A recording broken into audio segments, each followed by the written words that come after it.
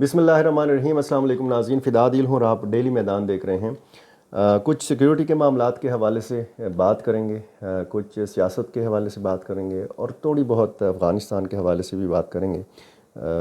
कई दिनों से हमने अफ़गानिस्तान के ऊपर बात नहीं की। जो बड़े ख़तरनाक हमले हुए बन्नू और डेर इस्माइल ख़ान में, उसमें ज़ाहिर है कि ऐसी चीज़ें हैं, ऐसी तफ़सीलात हैं कि इन तफ़सीलात ने हुकूमत पाकिस्तान को भी तशवीश में मुब्तला कर रखा है और आम लोगों को भी, क्योंकि बन्नू का बड़ा ख़तरनाक हमला और इन दो हमलों में तकरीबन 30 से ज़्यादा लोग, 30-31 लोग मारे गए, जिनमें हमला आवर भी शामिल हैं, जिनमें सिक्योरिटी फोर्सेस के लोग भी शामिल हैं। बन्नू में ISPR के मुताबिक 10 जो हमला आवर थे, अस्करियत पसंद जो थे, वो मारे गए और इसी तरह 8 सिक्योरिटी एहलकारों ने जाम शहादत नोश किया।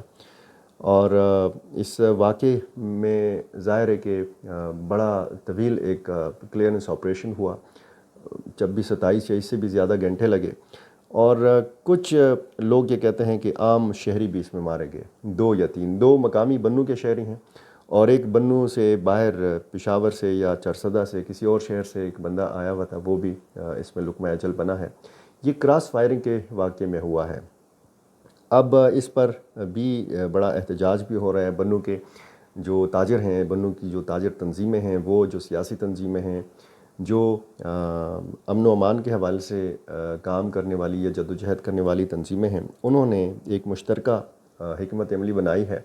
ऐलान किया है कि वो 19 जुलाई को शटर डाउन हड़ताल करेंगे, पहिया जाम होगा, पूरा बन्नू शहर बंद होगा इस वाक़े के रद्द-ए-अमल में, और जो आम शहरी मारे गए हैं इसके रद्द-ए-अमल में।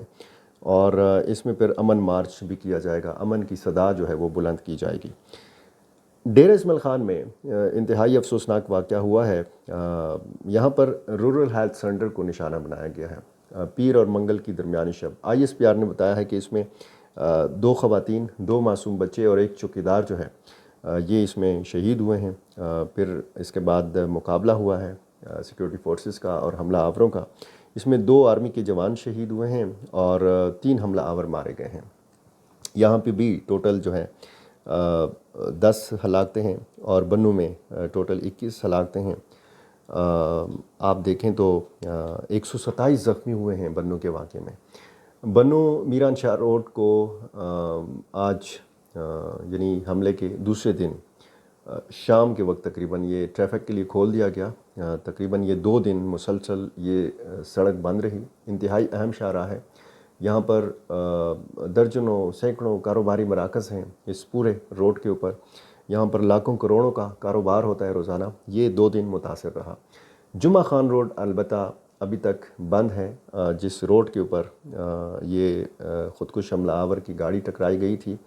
और इसमें बताया गया है कि जी, पहले तो ये बताया गया था कि जी 4 या 5 हमला आवर आए हैं, लेकिन जब हलाकतों की तादाद सामने आई तो वो 10 बताई गई। तो इसका मतलब ये है कि 10 हमला आवर आए थे और उन्होंने ये हमला किया। तो ज़ाहिर है कि पूरी तैयारी के साथ आते हैं। 1 या 2 हमला आवरों के हवाले से बताया जाता है कि जी वो ख़ुदकुश थे। ख़ुदकुश तो सारे होते हैं, वो तो जब आते हैं तो पूरी तैयारी के साथ आते हैं और ये सोच कर नहीं आते कि उन्होंने वापस ज़िंदा जाना है। ज़ाहिर है कि वो हमला करने के लिए आते हैं। तो जो बन्नू और डेर इस्माइल ख़ान का वाक़या है, तो इससे कुछ लोगों के ख़दशात में इजाफ़ा हुआ है। वो कहते हैं कि जनूबी जो रीजन है या जो 2 बड़े डिवीज़न्स हैं, बन्नू डिवीज़न और डेर इस्माइल ख़ान डिवीज़न। बन्नू डिवीज़न में शुमाली वज़ीरिस्तान है, ज़िला बन्नू है और ज़िला लकी मरवत है। डेर इस्माइल ख़ान डिवीज़न में जनूबी वज़ीरिस्तान के 2 ज़िले हैं और इस तरह ज़िला टांक है और ज़िला डेर इस्माइल ख़ान है। और आपको पता है कि लकी मरवत से आगे फिर मियाँ वाली की हदूद शुरू होती हैं और आगे फिर मतलब जनूबी पंजाब और आगे आपको पता है कि लाहौर।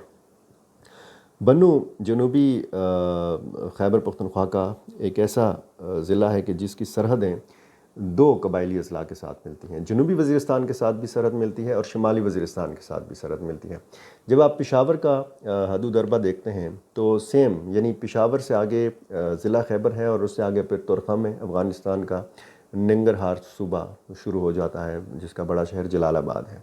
इसी तरह बन्नू है और फिर उससे आगे मगरब की तरफ शुमाली वज़ीरिस्तान है और फिर ग़ुलाम ख़ान सरहद है और आगे फिर خوست کا صوبہ جو ہے افغانستان کا وہ شروع ہو جاتا ہے۔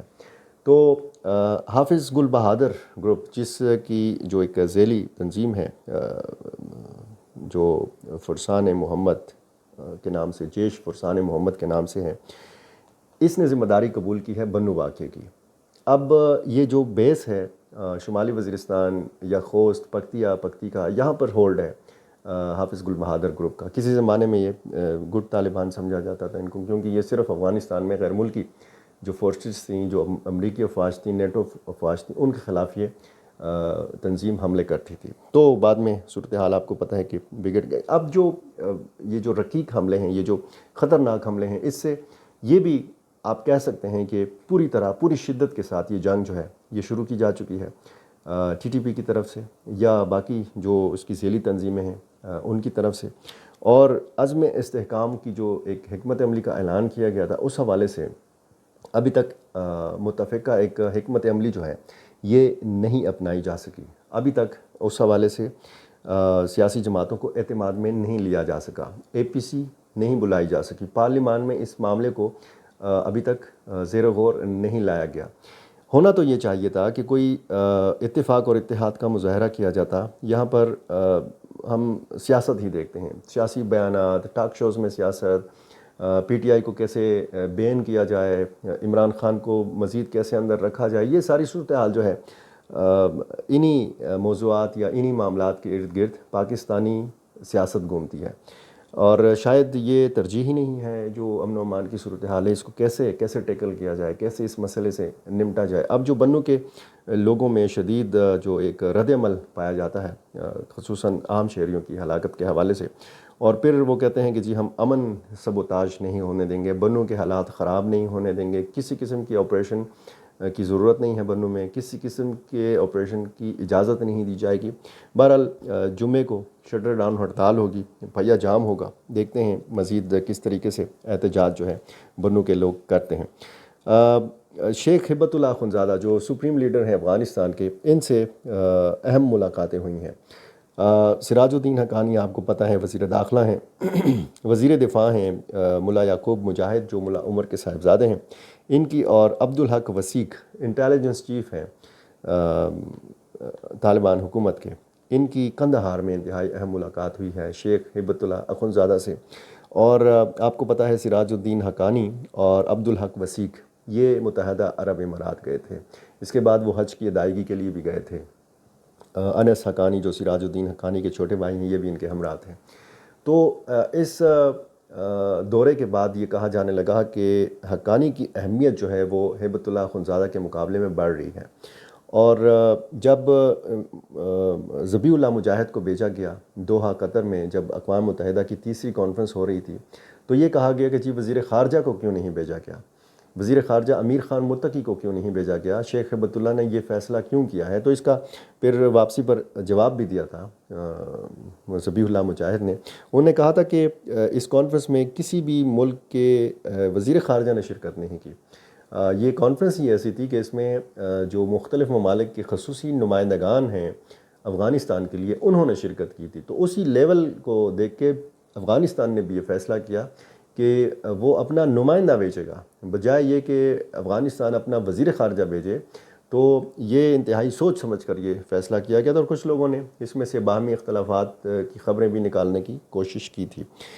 ظاہر ہے کہ اس میں جو ملک کی سیکیورٹی کی صورتحال ہے افغانستان کے اندر، اس ملاقات میں وہ جو چیلنجز ہیں ان پر بھی بات ہوئی، اور ضرور بات ہوئی ہوگی۔ دورہ یو اے ای متحدہ عرب امارات کا جو دورہ ہے، جو سعودی عرب کا دورہ ہے، کیا ملاقاتیں ہوئیں، کیا باتیں ہوئیں، کیا یقین دہانیاں کرائیں مختلف سربراہان مملکت نے جب سراج الدین حقانی نے وہاں پہ ملاقاتیں کی، کچھ معلوم ملاقاتیں اور کچھ خفیہ ملاقاتیں۔ تو اس کی تفصیل تو ظاہر ہے کہ نہ آپ کو پتہ ہے نہ ہمیں پتہ ہے، لیکن یہ بہت سارے معاملات یہ ضروری سمجھا جا رہا تھا، اس چیز کا انتظار تھا کہ یہ کب ملاقات ہوگی، یہ ملاقات کابل میں ہوگی یا یہ ملاقات جو ہے قندھار میں ہوگی۔ کابل دارالحکومت ہے افغانستان کا، اصل میں کنٹرول کیا جا رہا ہے پورے افغانستان کو قندھار سے، اور یہ طویل عرصے بعد افغان جو انتہائی اہم وزراء ہیں ملا یعقوب مجاہد اور سراج الدین حقانی اور انٹیلیجنس چیف، ان کی ملاقات ہوتی ہے شیخ ہبت اللہ اخنزادہ سے۔ تو اس میں وہ بھی آن بورڈ ہیں، امیر خان متقی۔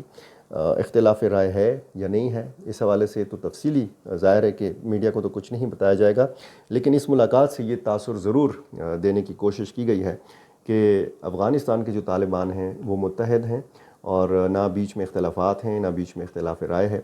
پاکستان کیا رد عمل دے سکتا ہے؟ یہ جو بڑے حملے ہوئے ہیں ڈیر اسماعیل خان میں اور بنو میں، اس پر بات ہو رہی ہے۔